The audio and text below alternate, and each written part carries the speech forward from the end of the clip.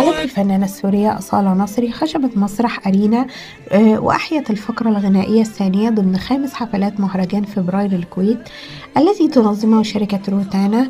وأطلت أصالة بفستانها الأحمر وصوتها الدمشقي المليء بالعبق والفخامة لتجدو بأول أغنية أهداء منها للكويت حملت عنوان أنا لا اضطريت اسم الكويت.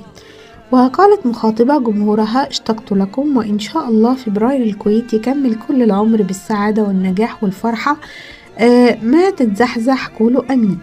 وتابعت حبيب فالنتاين ثم تهديها وتهدي زوجها الشاعر والمخرج فائق حسن أغنية سواها قلبي والتي أشعلت القاعة تصفيقا وغناء معها لتتبعها بأغنية اشتقت لك ويا مجنون التي أهدتها للجمهور. بعد ذلك أطل الفنان أحمد سعد على خشبة المسرح مجددا ليشاركها غناء أغنيتهما المشتركة الأخيرة التي سجلت خصيصا في عيد الحب وهي بعنوان سبب فرحتي، لتكون خشبة مسرح فبراير الكويت أول مكان يقدمونها معا.